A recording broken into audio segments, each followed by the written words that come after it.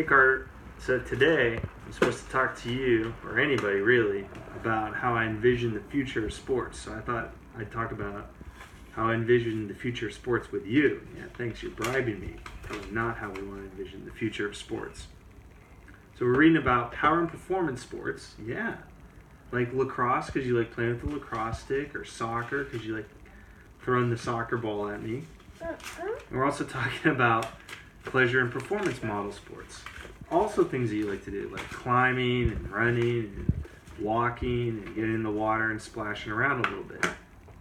So what we want to do is we want to look at, like, what are some of the negatives of those? You know, the power and performance ones, are that coaches control you, which we know you hate being controlled.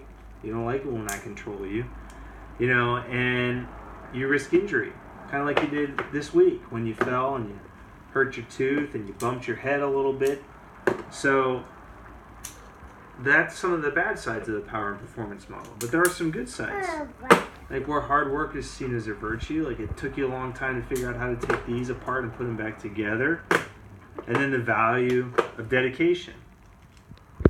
But then on the pleasure and participation side, you know, the negatives they're kind of small. You know, it'd be even really hard to argue that there are any negatives. I know. So that's a good thing. We don't want to cry about that. There's a lot of positives. You know, like where you make connections with people. So you could go stare at more people like you like to stare at people. Personal empowerment, which you're all about, wanting to push your buggy. And then, you know, sustaining the environment and making sure that we have these spaces that we can keep playing. So here's what I think we need to have the future as. We need to blend these two. The power performance model and the pleasure participation model. You know, somewhere in between there where we take the negatives out of the power and performance, but we add in those positives from the pleasure and participation. So I'm thinking, you know, we'd want to see you play sports that are inclusive but not exclusive.